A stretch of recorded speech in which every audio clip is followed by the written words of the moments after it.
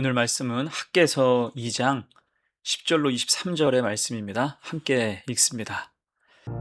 다리우 왕 제2년 아홉째 달 24일에 여호와의 말씀이 선지자 학개에게 임하니라.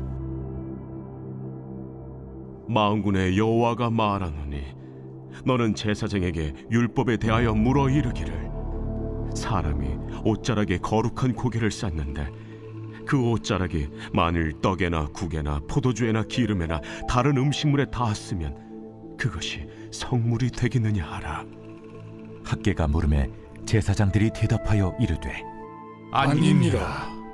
학개가 이르되 시체를 만져서 부정하여진 자가 만일 그것들 가운데 하나를 만지면 그것이 부정하겠느냐. 제사장들이 대답하여 이르되 부정하리라 하더라.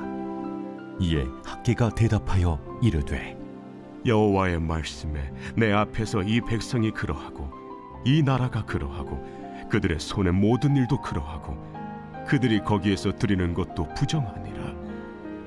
이제 원하건대 너희는 오늘부터 이전 곧 여호와의 전에 돌이 돌 위에 놓이지 아니하였던 때를 기억하라. 그때에는 20고루 곡식더미에 이른즉 10고루뿐이었고 포도즙 틀에 50고루를 기르러 이른즉 20고루뿐이었었느니라. 만군의 여호와가 말하노라. 내가 너희 손으로 지은 모든 일에 곡식을 마르게 하는 재앙과 깐부기 재앙과 우박으로 쳤으나 너희가 내게로 돌이키지 아니하였느니라. 너희는 오늘 이전을 기억하라. 아홉째 달 24일 곧 여호와의 성전지대를 쌓던 날부터 기억하여 보라. 곡식 종자가 아직도 창고에 있느냐? 포도나무, 무화과나무, 석류나무, 감람나무에 열매가 맺지 못하였느니라. 그러나 오늘부터는 내가 너희에게 복을 주리라. 그달 24일에 여호와의 말씀이 다시 학개에게 임하니라. 너는 유다 총독 스룹바벨에게 말하여 이르라.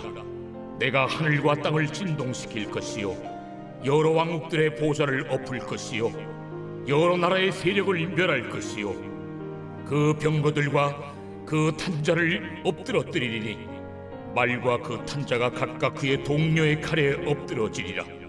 만군의 여호와가 말하노라. 스알겔의 아들 내 종 스룹바벨아, 여호와가 말하노라. 그날에 내가 너를 세우고 너를 인장으로 삼으리니 이는 내가 너를 택하였음이니라. 만군의 여호와의 말이니라 하시니라. 거룩함으로 나아가라 라는 제목으로 말씀 증거합니다. 학개서의 말씀은 굉장히 영적입니다. 말씀을 통해서 그 백성을 변화시키는 영적인 힘이 굉장히 크지요. 1장에서는 하나님께 우선순위를 둬야 된다라고 말씀하고 있고요. 어제 2장 처음 부분에서는 하나님의 영광을 위해서 일하라. 세상과 비교하거나 과거와 비교하지 말고 현실에서 온전히 충성할 것을 강조했습니다. 그리고 이어서 오늘 본문 학개서 2장 후반부의 말씀은 거룩, 정결과 순결을 강조합니다. 아무리 성전을 잘 지어도 우리 삶이 하나님 말씀으로 구별되지 않고 또 예전 습관과 구별되지 않으면 다시 과거로 회귀할 수밖에 없다는 것입니다.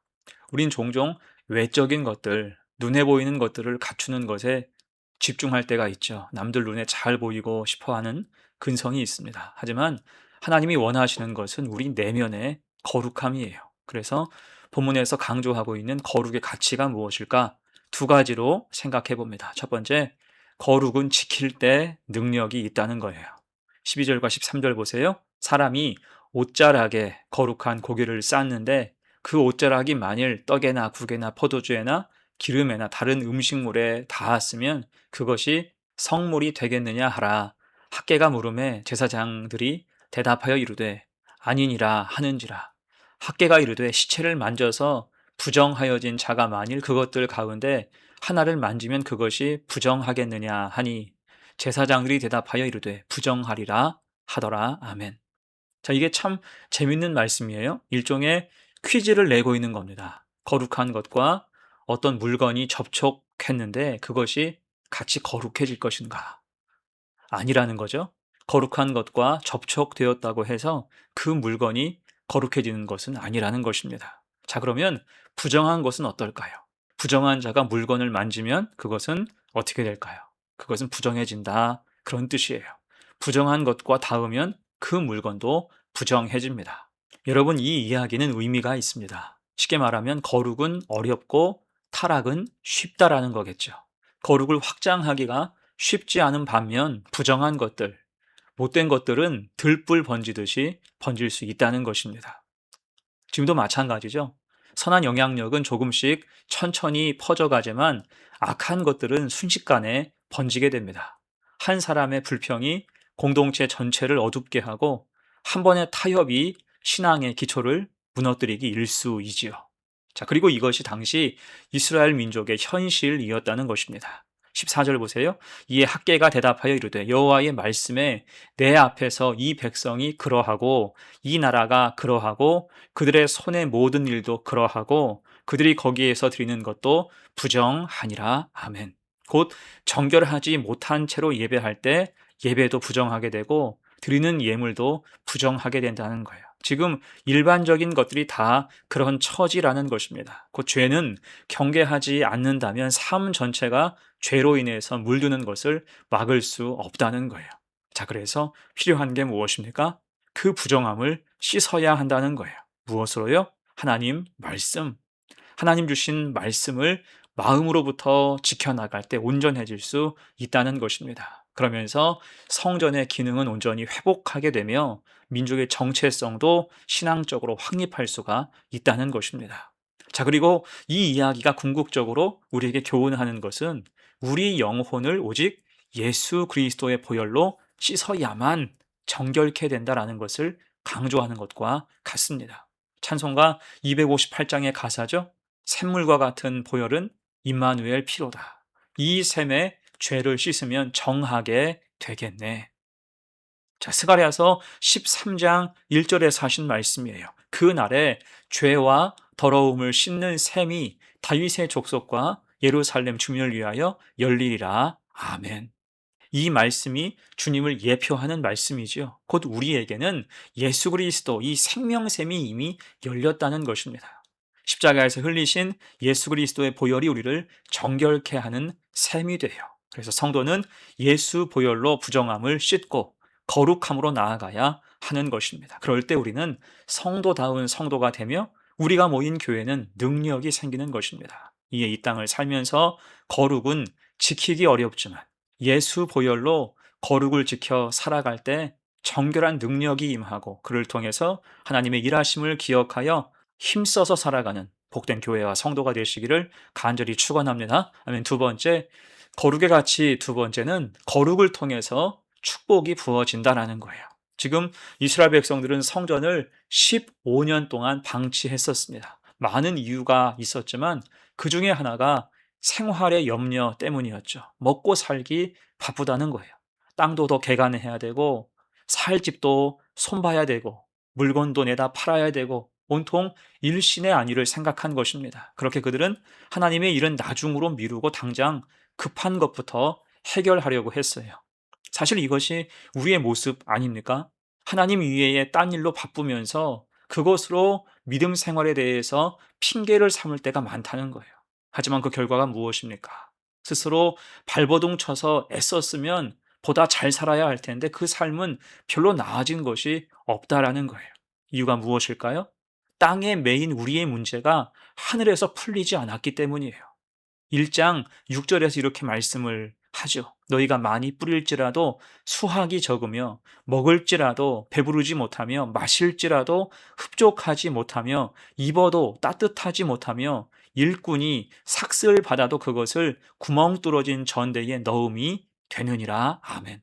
많이 뿌려도 적게 거두고 먹을지라도 배부르지 못하고 마실지라도 흡족하지 못하고 입어도 춥고 돈을 벌어도 다 새어 나간다는 것입니다. 이게 하나님 없는 꽉 막힌 인생의 모습이죠.